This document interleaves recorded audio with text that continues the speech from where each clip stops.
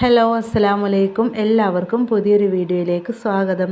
ഇന്ന് നമ്മൾ വന്നിരിക്കുന്നത് ഒരു അടിപൊളി വെറൈറ്റി ആയിട്ടുള്ള റെസിപ്പി ആയിട്ടാണ്. പച്ചക്കായ വെച്ചിട്ടാണ് കേട്ടോ നമ്മളിത് തയ്യാറാക്കിയിട്ടുള്ളത്. അപ്പോൾ എല്ലാവരും വീഡിയോ കാണാൻ നല്ല ടേസ്റ്റി ആയിട്ട് ചോറിൻ്റെ കൂടെ അതുപോലെ തന്നെ ചായയുടെ കൂടെയൊക്കെ കഴിക്കാൻ പറ്റിയ നല്ലൊരു വിഭവമാണ്. അപ്പോൾ എന്തായാലും നിങ്ങൾ വീഡിയോ കാണും. അപ്പോൾ ആദ്യമായിട്ട് കാണുന്നവരൊക്കെ ഉണ്ടെങ്കിൽ ചാനലൊന്ന് സബ്സ്ക്രൈബ് ചെയ്യാം. പിന്നെ അതുപോലെ തന്നെ വീഡിയോ കണ്ടുകൊണ്ടിരിക്കുമ്പോൾ ഇഷ്ടപ്പെടുകയാണെങ്കിൽ ഒന്ന് ലൈക്ക് ചെയ്യാം. അപ്പോൾ നമുക്ക് വീഡിയോയിലേക്ക് പോകാം. അപ്പോൾ ഞാൻ നേരത്തെ പറഞ്ഞ പോലെ തന്നെ ചോറിൻ്റെ കൂടെയും അതുപോലെ തന്നെ ചൂട് ചായയുടെ കൂടെയൊക്കെ കഴിക്കാൻ പറ്റിയ ഒന്നാണ് കേട്ടോ. അപ്പോൾ ഇതിന് വേണ്ടിയിട്ട് ഞാൻ എടുത്തിട്ടുള്ളത് കറി വെക്കാനൊക്കെ എടുക്കുന്ന ആ ഒരു കായാണ്. അപ്പോൾ നിങ്ങൾക്ക് നേന്ത്രക്കായ അല്ലെങ്കിൽ നമുക്ക് ചെറുപഴമൊക്കെ കിട്ടുമല്ലോ, അപ്പോൾ അതിൻ്റെ പച്ചക്കായാണെങ്കിലും കുഴപ്പമില്ല കേട്ടോ. ഏത് കായാണെങ്കിലും കുഴപ്പമില്ല, എടുക്കുന്ന കായ ഫ്രഷ് ആയിരിക്കണം. അപ്പോൾ നമുക്കിതിലെ തൊലിയൊക്കെ ഒന്ന് കളഞ്ഞെടുക്കണം. അപ്പോൾ അതിന് വേണ്ടിയിട്ട് തന്നെ ആദ്യം തന്നെ ഞാനൊരു പാത്രത്തിലേക്ക് കുറച്ച് വെള്ളം എടുത്തിട്ടുണ്ട്. അതിലേക്ക് കുറച്ച് മഞ്ഞൾപ്പൊടി ഇട്ട് കൊടുക്കുക. അപ്പോൾ നമുക്ക് ഈ കായയുടെയൊക്കെ തൊലി കളഞ്ഞിട്ട് ഇതിലേക്ക് ഇട്ട് കൊടുക്കുക. അപ്പോൾ അതിൻ്റെ ഒരു കറയൊക്കെ പോയി കിട്ടും. അപ്പോൾ ചില ആളുകളൊക്കെ കഞ്ഞിവെള്ളത്തിലേക്കൊക്കെ മുറിച്ചിടും. അപ്പോൾ അതിനേക്കായൊക്കെ നല്ലത് ഇതുപോലെ മഞ്ഞൾ വെള്ളത്തിലേക്ക് മുറിച്ചിടുന്നതാണ് കേട്ടോ. അപ്പോൾ അതാവുമ്പോൾ പെട്ടെന്ന് നമുക്കിതിൻ്റെ കറയൊക്കെ ഇളകി കിട്ടും.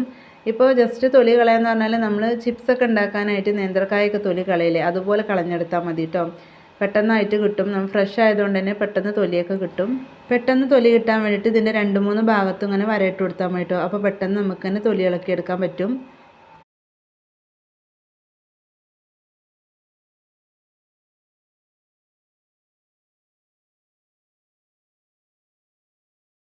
അപ്പോൾ തൊലിയൊക്കെ കളഞ്ഞെടുത്തിട്ടുണ്ട്. അപ്പോൾ ഞാൻ അതൊന്നൊരു 3 എണ്ണം എടുത്തിട്ടാണ് കേട്ടോ തൊലി കളഞ്ഞിട്ടുള്ളത്. അപ്പോൾ നമുക്കിനി അതൊന്ന് മുറിച്ചെടുക്കണം.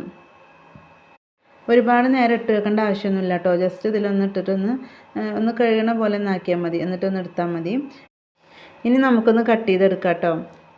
അപ്പോൾ ഞാനൊരു കായനെ 4 ആക്കിയിട്ടാണ് കേട്ടോ മുറിച്ചെടുക്കുന്നത് ആദ്യം തന്നെ.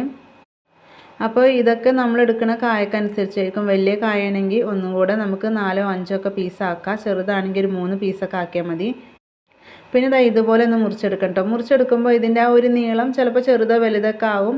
പക്ഷേ അതിൻ്റെ ആ ഒരു കട്ടി എന്ന് പറയുന്നത് എല്ലാം ഒരേ ലെവലിക്ക് നമ്മൾ മുറിച്ചെടുക്കണം.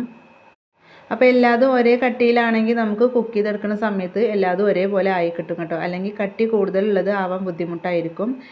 അതുപോലെ തന്നെ കനം കുറഞ്ഞ് മുറിച്ചത് പെട്ടെന്ന് ആയി കിട്ടും ചെയ്യും. അപ്പോൾ അതിനനുസരിച്ച് നമ്മൾ ശ്രദ്ധിക്കുക മുറിക്കുമ്പോൾ. അപ്പോൾ കട്ട് ചെയ്തെടുത്ത ഒരു പീസൊക്കെ ഞാൻ ആ ഒരു മഞ്ഞൾ വെള്ളത്തിലേക്ക് തന്നെയാണ് ഇട്ട് കൊടുത്തിട്ടുള്ളത്. അപ്പോൾ അതാ ഞാനിവിടെ മുഴുവനായിട്ടും കട്ട് ചെയ്തെടുത്തിട്ടുണ്ട് കേട്ടോ. ഇനി ഈ വെള്ളത്തിൽ ഒന്ന് നല്ലപോലെ ഒന്ന് കൈകൊണ്ട് ഇങ്ങനെ ഒന്ന് ജസ്റ്റ് ഒന്ന് ഇളക്കി കൊടുക്കട്ടോ. അത് ഇതുപോലെ. അപ്പോൾ അതിൻ്റെ ബാക്കിയുള്ള കറകളൊക്കെ ഒന്ന് പോയി കിട്ടും. എന്നിട്ട് നല്ല വെള്ളത്തിൽ ഒരു 3-4 തവണ കഴുകിയെടുക്കുക.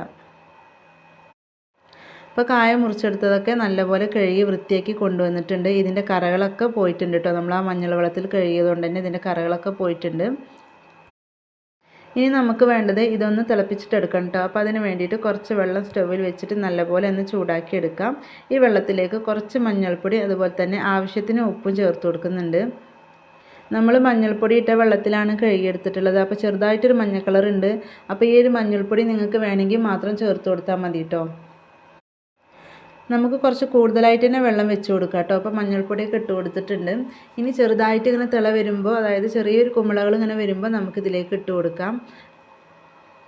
ചെറിയ രീതിയിലൊക്കെ അതാ തിളച്ച് വരുന്നുണ്ട്. ഇനി ഇതിലേക്ക് നമ്മൾ കഴുകി വൃത്തിയാക്കി വെച്ചിട്ടുണ്ടായിരുന്ന ആ ഒരു കായ ഇട്ട് കൊടുക്കാം. ഇനി ഇതിട്ട് കൊടുത്തിട്ട് ജസ്റ്റ് ഒന്ന് തിളച്ച് വരണം. തിളച്ചതിന് ശേഷം നമുക്ക് 1 മിനിറ്റും കൂടി വെക്കണം. അതായത് വെള്ളം ചെറുതായിട്ട് തിളച്ച് വരുമ്പോഴാണ് നമ്മളിത് ഇട്ട് കൊടുക്കുന്നത്. അപ്പോൾ നല്ലപോലെ തിളച്ചതിന് ശേഷം 1 മിനിറ്റും കൂടി നമ്മളിതൊന്ന് വേവിക്കണം. ഇത് പകുതിയോളം വെന്ത് കിട്ടിയാൽ മാത്രം മതി കേട്ടോ. നമ്മൾ ഇതുപോലെ മുറിച്ചെടുത്തിട്ട് ഇട്ടുകൊണ്ട് തന്നെ 1 മിനിറ്റ് തിളപ്പിക്കുമ്പോൾ തന്നെ ഇത് പകുതിയായിട്ട് വെന്ത് കിട്ടും.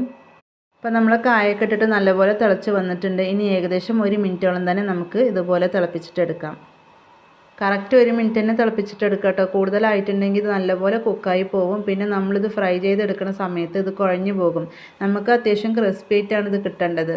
അതാ 1 മിനിറ്റൊക്കെ ആയി തിളച്ചിട്ട് ഇനി ഇത് നമുക്കൊന്ന് വാർത്തെടുക്കണം. അപ്പോൾ അതുപോലെ ഒരു പാത്രത്തിലേക്ക് ഞാൻ ഒഴിച്ചു കൊടുത്തിട്ടുണ്ട്. അപ്പോൾ ഇതിലത്തെ വെള്ളമൊക്കെ നല്ലപോലെ ഒന്ന് വാർന്ന് പോകുമ്പോഴത്തേനും നമുക്കിതിലേക്ക് കുറച്ച് മസാല തയ്യാറാക്കണം. അപ്പോൾ അതിനൊരു പാത്രം എടുക്കുക. അതിലേക്ക് കുറച്ച് മുളക് പൊടി ഇട്ട് കൊടുക്കുക. അപ്പോൾ ഞാനിവിടെ കാശ്മീരി മുളക് പൊടി ആയതുകൊണ്ട് തന്നെ 1 ടീസ്പൂൺ ഇട്ട് കൊടുക്കുന്നുണ്ട്. നല്ല എരിവുള്ള മുളക് പൊടിയാണ്. നിങ്ങളൊരു 3/4 ടീസ്പൂൺ ഇട്ട് കൊടുത്താൽ മതി. പിന്നെ അതുപോലെ തന്നെ ഒരു 1/4 ടീസ്പൂൺ മഞ്ഞൾപ്പൊടി ചേർത്ത് കൊടുക്കുന്നുണ്ട്. പിന്നെ ഒരു 1/4 ടീസ്പൂൺ വലിയ ജീരകം ചേർത്ത് കൊടുക്കുന്നുണ്ട്. ഈ ഒരു മസാലയ്ക്ക് ആവശ്യമായിട്ടുള്ള ഉപ്പ് ചേർത്ത് കൊടുക്കുക കേട്ടോ. നേരത്തെ നമ്മൾ ഉപ്പിട്ട് കൊടുത്തതാണ്. അപ്പോൾ അതുകൊണ്ട് തന്നെ മസാലയ്ക്ക് ആവശ്യമായിട്ടുള്ള ഉപ്പ് ചേർത്ത് കൊടുക്കുക. പിന്നെ അതുപോലെ തന്നെ കുറച്ച് കറിവേപ്പില ഇട്ട് കൊടുക്കുക. പിന്നെ കുറച്ച് നാരങ്ങ നീരും കൂടി ഒഴിച്ചു കൊടുക്കുക. എന്നിട്ട് നല്ലപോലെ ഒന്ന് മിക്സാക്കി എടുക്കുക. നാരങ്ങൻ്റെ ആ ഒരു നീരിൻ്റെ ഇതിൽ തന്നെ നമുക്കൊന്ന് കുഴച്ചെടുക്കാം കേട്ടോ. ഇനി നിങ്ങൾക്ക് വെള്ളം കുറവാണെന്ന് തോന്നുകയാണെങ്കിൽ 1 ടീസ്പൂൺ വെള്ളം ഒഴിച്ച് കൊടുക്കാം. അപ്പോൾ ഞാൻ വെള്ളമൊന്നും ചേർത്തിട്ടില്ല. ഇനി ഇതിലേക്ക് നമ്മൾ നേരത്തെ വെള്ളമൊക്കെ വരാൻ വെച്ചിട്ടുണ്ടായിരുന്ന ആ ഒരു കായൻ്റെ ഇട്ട് കൊടുക്കാം കേട്ടോ. എന്നിട്ട് നല്ലപോലെ മിക്സാക്കി എടുക്കാം കേട്ടോ. ഒരു 2 മിനിറ്റോളം ഇതുപോലെ ഒന്ന് മിക്സാക്കി എടുക്കണം. അപ്പോഴേ ഇതിന് നല്ലപോലെ ഒന്ന് മസാല പിടിക്കുള്ളൂ.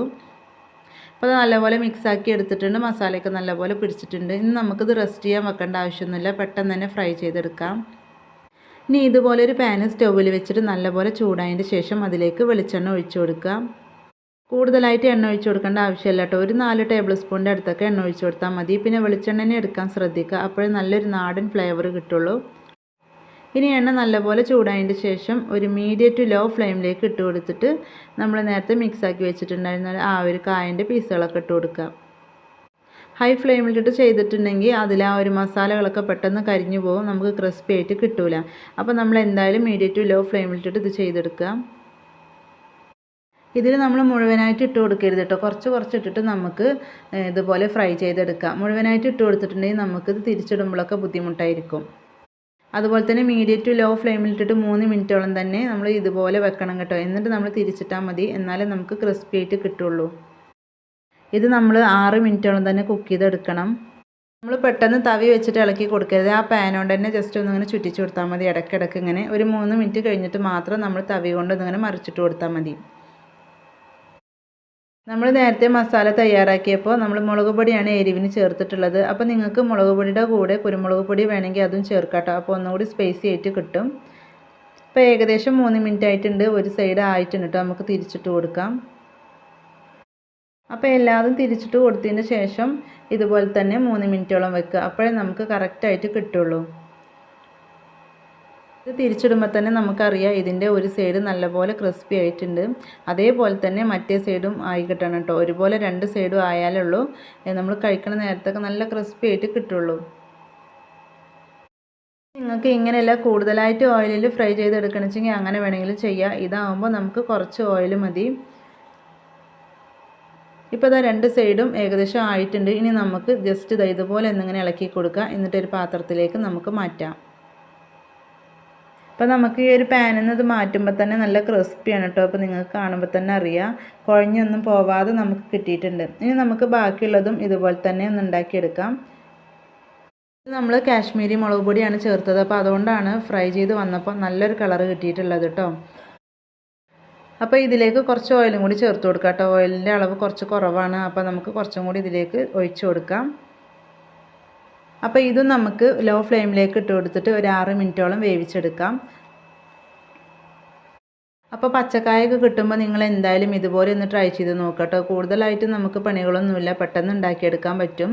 ചോറിൻ്റെ കൂടെ കഴിക്കാനും അതുപോലെ തന്നെ വൈകുന്നേരം ചായയുടെ കൂടെ കഴിക്കാനും പറ്റിയ ഒരു അടിപൊളി ഡിഷാണ് കേട്ടോ. എന്തായാലും ട്രൈ ചെയ്ത് നോക്കുക. പച്ചക്കായ വെച്ചിട്ട് തയ്യാറാക്കിയിട്ടുള്ള ഈ ഒരു വ്യത്യസ്തമായിട്ടുള്ള ഒരു റെസിപ്പി നിങ്ങൾക്ക് ഇഷ്ടപ്പെട്ടു എന്ന് വിചാരിക്കുന്നു. ഇഷ്ടപ്പെട്ടാൽ ഒന്ന് ലൈക്ക് ചെയ്യുക, ഷെയർ ചെയ്യുക, നിങ്ങളുടെ അഭിപ്രായങ്ങൾ അറിയിക്കുക.